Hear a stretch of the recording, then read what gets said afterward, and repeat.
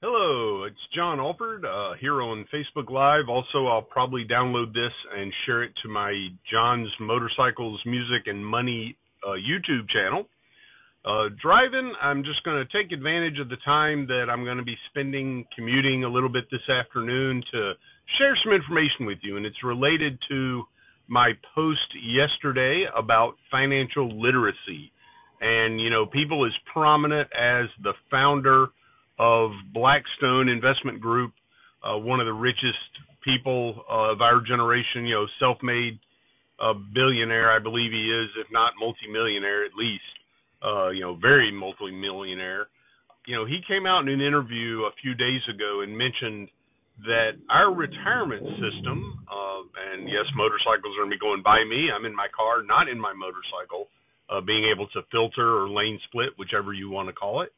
But he came out and spoke during the interview about one of the realities of the modern American financial system is our ability to invest in equities.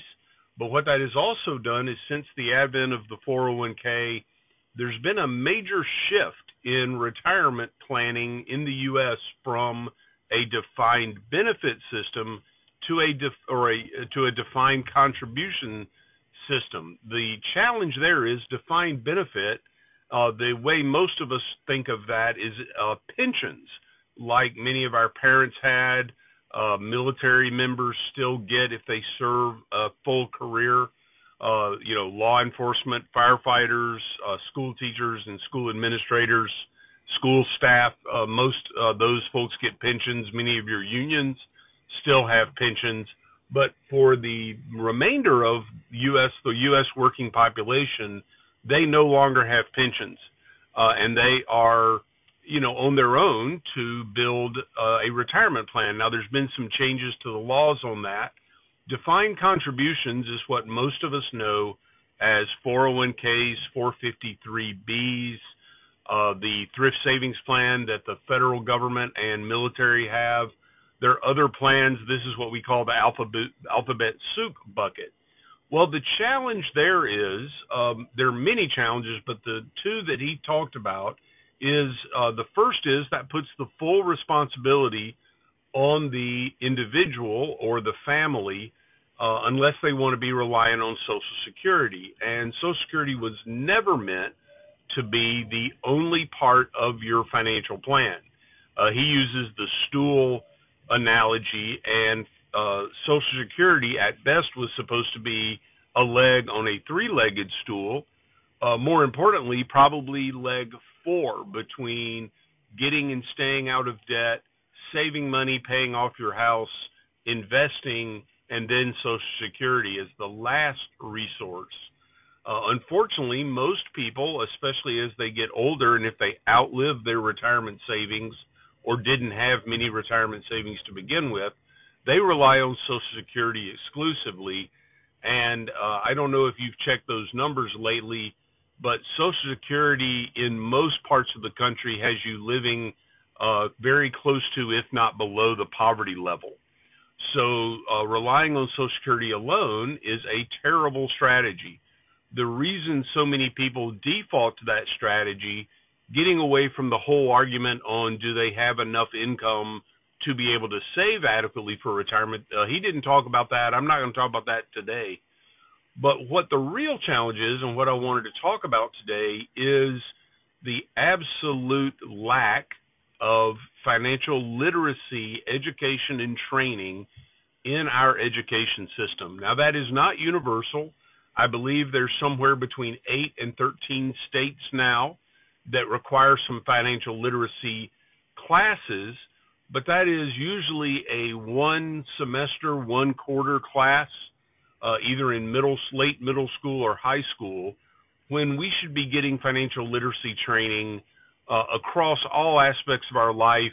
I know we do some in the military, but if we're going to say that the individual or the family is responsible for their long-term savings and financial strategies, their retirement, and we do not do any education, that's a real problem. And what this gentleman again, one of the most prominent financial minds in our market at the Blackstone Group said is that's coming home to roost. More and more baby boomers, and now our generation, the millennial, the Gen X, that are right behind the baby boomers, we're all getting on up there in age. The whole idea that you couldn't touch your retirement savings until 59 and a half, that used to seem like forever for me. And now that's going to be next year, about a year and a few months from now. And I'm working with a young man, he's 22, and it's 59 and a half is impossible for him to grasp. But, so most of the baby boomers are now retirement age, or at least early retirement age, and my generation, and I'm the leading edge of the next generation, we're right there with them. And, I was fortunate. I received a small amount of financial literacy training and education, not necessarily in my home, but through a couple classes, after school classes at school. But the main thing was, I joked that I was a paper boy, like many of my friends, probably threw a million newspapers out the window of two different cars, and while I was in high school, and never read the business page. Took one business class through college, but it wasn't on personal finance. But when I was 24, I was referred out to a military-focused financial services firm. But by working with that financial planner, I realized I enjoyed it and began educating myself. And for a period of years before getting licensed, I read on average one money book a month. But most people don't do that, right? That is kind of geekish, I'll admit it. I geek out a little bit. I used to even read the inserts on how your credit card billing worked. And who does that, right, other than me? But it was quite educational because you learn how they're going to charge you interest and how punitive that can be. And those things are just not being taught. There are some avenues out there. YouTube has, well, let's be honest, YouTube has a lot of great educational videos on a lot of subjects, and then some that are absolute garbage, are not only opinion, but bad opinion. And the same thing in the financial literacy space. So, there's some out there. There are books that I've read that are now dated. There's some books that I've read that are universal truths. Benjamin Graham's book on investing and valuing companies, is considered a classic. And even though it was written almost 100 years ago, it's still very applicable now. Cash, the value of cash, the flooding of our economy with cash has changed some of the ratios probably in his mindset. But again, if you used his ratios, you'd be more conservative and probably safer. You might give up some growth. But things like that, but that book will always be a valuable reference in my library at least. But what I want to talk about is how the company that I currently work with, called Five Rings Financial, I have my own agency inside of that called the Alford Agency. What we do to get after this problem of financial literacy is we offer a number of free workshops. They're no cost. We offer these numerous ways. We're not the only group doing this, but I quite like our model. That's one reason I've become part of Five Rings Financial, worked with them for almost 10 years now. But we offer the two main programs are a Money 101 workshop. We do that a number of ways. We just had a live workshop last night here in California that we had standing room only at it. Actually, I stepped out of the event so that the guests would have an extra seat. And then I was back in there after our local executive vice president, Chris, was done presenting. But we had 45 guests there last night, and that just shows you the hunger for financial literacy information. And that workshop is also given on Zoom. We're doing that tonight here in about 2 hours. Another friend of mine, another executive vice president named Andre, will be presenting that class. We do that by Zoom. It's about 45 minutes long. That's not a dinner event. We haven't figured out how to send dinner through the TV like Willy Wonka quite yet. But the same great information. And then we also offer that as a streaming class. We've recorded some of these Zooms and we refresh them to make sure the information is current and timely. And the beauty of this class is we teach the basics. This isn't some high-speed technical trading class or momentum training or, some of the workshops you hear out there that really aren't for the basics, right? Those are more advanced strategies. This is the class that teaches you how taxes work, how compound interest works, the time value of money, and then some strategies that are available in the market to help protect your money as you grow it.